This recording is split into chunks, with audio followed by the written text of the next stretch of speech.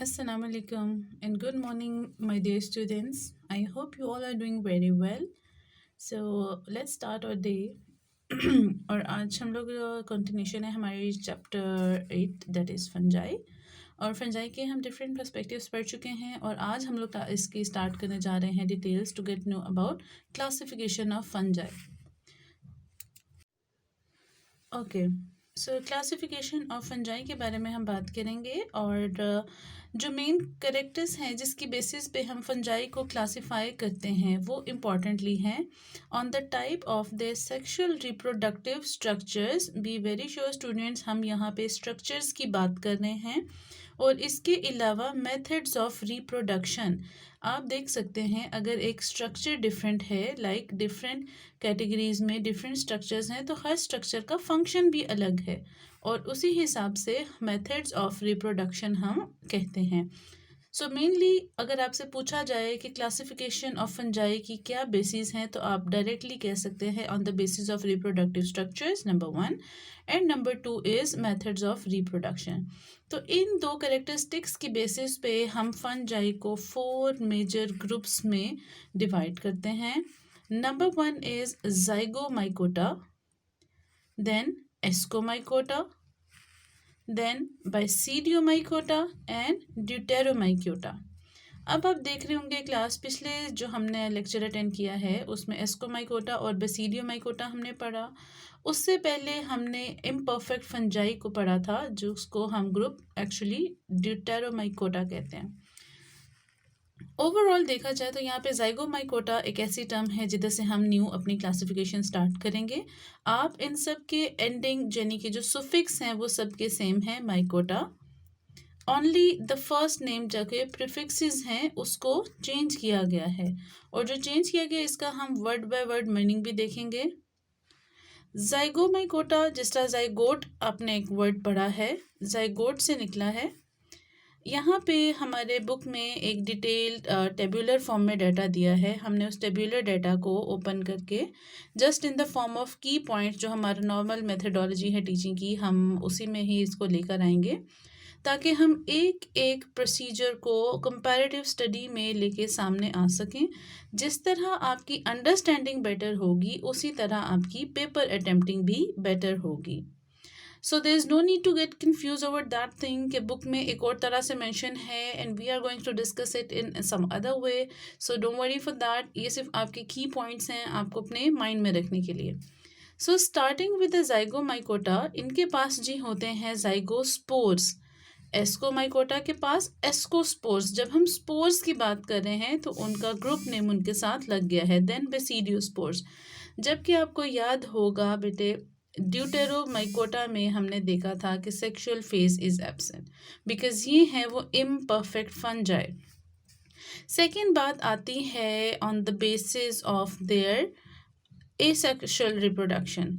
उसमें जी आते हैं नॉन मोटाइल स्पोर्स जो कि हम लोग ऑलरेडी स्पोरेंजिया में देख चुके हैं. बैक पे हम इसको फिर से देखेंगे. Conidia cut off. कोनिडिया आपको पता है these are just the long chains clusters of cells जो कि स्पोर्स हैं. जब हम ये सारी स्पोर्स की बात करते हैं, कोनिडिया के स्ट्रक्चर्स हमने कुछ इस तरह के देखे थे. बेसिडियोमाइकोटा में फ़िलहाल इस चीज़ पे फोकस नहीं किया गया. थर्ड बात आती है द स्पोर कंटेनिंग बॉडी. तो स्पोरेंजिया हमने पढ़ा था जिसके अंदर स्पोर्स प्रेजेंट होते हैं.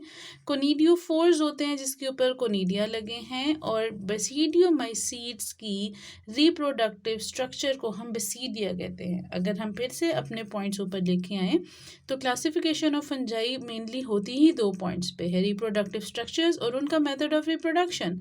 तो अब आप देखेंगे हर एक ग्रुप की अपनी एक खासूसियत है. इसी खासूसियत की बिना पर ओवरऑल सब फंजाई को डिफरेंट ग्रुप्स में असाइन कर दिया गया. उसके बाद बात आ रही है उनकी हाइफी की. हाइफी का स्ट्रक्चर. हाइफी स्ट्रक्चर देखा जाए तो ज़ाइगोमाइकोटा का नॉन सेप्टेट है, मतलब इनके अंदर सेप्टा यानी कि सेगमेंट्स नहीं हैं, जिसको हम कोइनोसेटिक भी कहते हैं. ये हमने फर्स्ट लेक्चर में पढ़ा था. उसके बाद एस्कोमाइकोटा सेप्टेट है और बेसिडियोमाइकोटा भी. Septate means they have partitions, they have septates, इनकी हाइफी में सेप्टेट्स हैं, साइटोप्लाज्म अलग है, जबकि नॉन सेप्टेट में आपकी हाइफी सेप्टेट नहीं है। और ड्यूटेरोमाइकोटा में देखा जाए then this thing is varied मतलब वेराइटी है, इनके पास डिफरेंट वेराइटी है, चेंजेस हैं। न्यूक्लियस के बारे में बात किया जाए तो Zygomycota is a multinucleate. उसके बाद एस्कोमाइकोटा, बेसिडियोमाइकोटा को आप देख सकते हैं dikaryotic and dikaryotic. Di means two, karyo means nucleus, मतलब इनके पास 2 न्यूक्लियस हैं। मल्टी मीन्स ज़्यादा। तो न्यूक्लियस की बेसिस पे भी इनको डिफर कर रहे हैं because nucleus he mainly reproduction में काम देता है। उसके बाद है जी, जब हम ड्यूटेरोमाइकोटा में कहते हैं तो ये चीज़ भी अभी तक वेरिड है। लास्ट में जी हमारे पास एग्जांपल्स हैं। जाइगोमाइकोटा की एग्जांपल हमारे पास राइजोपस की है, जिसको हम ब्रेड मोल्ड भी कहते हैं। उसके बाद सैक फंजाई हम कहते हैं एस्कोस्पोर्स को, एस्कोमाइकोटा को सैक लाइक थैलियाँ। इसके बारे में जब हम पढ़ेंगे तो इसके स्ट्रक्चर को मज़ीद क्लियर करेंगे। इसके एग्जांपल्स में आप याद रखिएगा यीस्ट, मोरेल्स, जबकि बेसिडियोमाइकोटा को हम क्लब फंजाई भी कहते हैं। इसके एग्जांपल्स हैं जी mushroom, puff balls, rusts and smut. और ड्यूटेरोमाइकोटा में aspergillus and penicillin. So let's take some examples of ones again different classes of fungi. Rhizopus का इमेज आप देख सकते हैं। नेक्स्ट इमेज है आपके पास यीस्ट का। यीस्ट के साथ नेक्स्ट इमेज आप देख सकते हैं मोरेल्स। मोरेल्स के बाद आप देख सकते हैं आपकी स्क्रीन पे मशरूम्स हैं। मशरूम्स के बाद आप पफ बॉल्स की इमेज देख सकते हैं।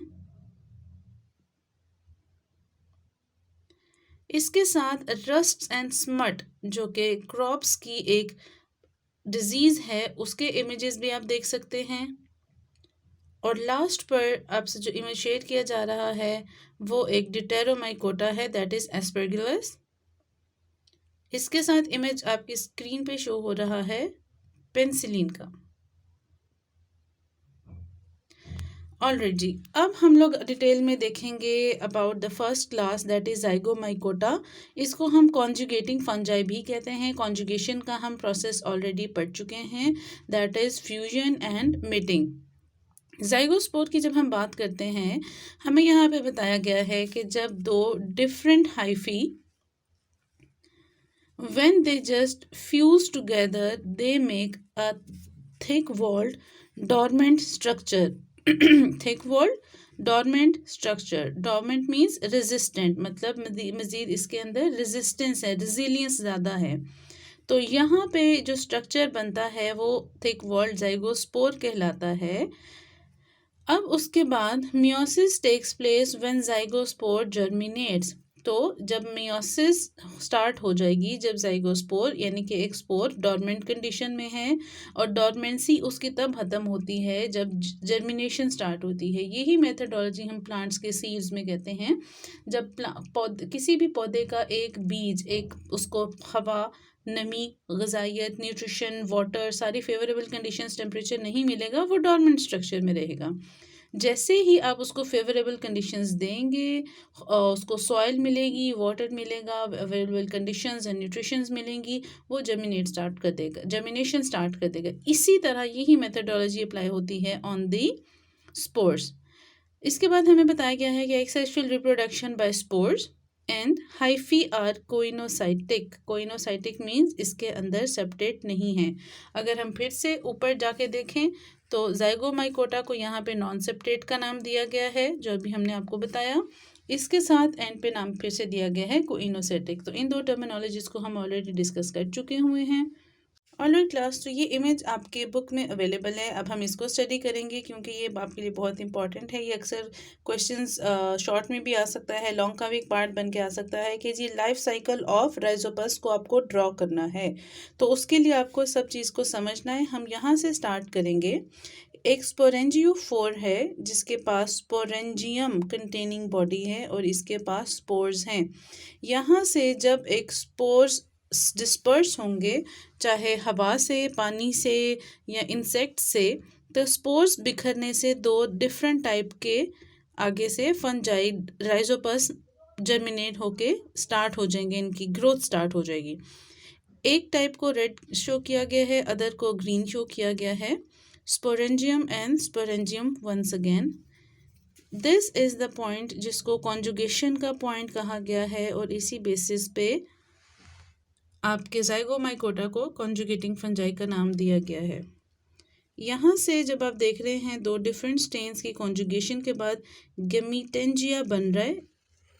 दिस वन, ये स्पोर आया है ग्रीन बॉडी से, ये स्पोर आया है रेड बॉडी से। After it's fusion it will form zygospore.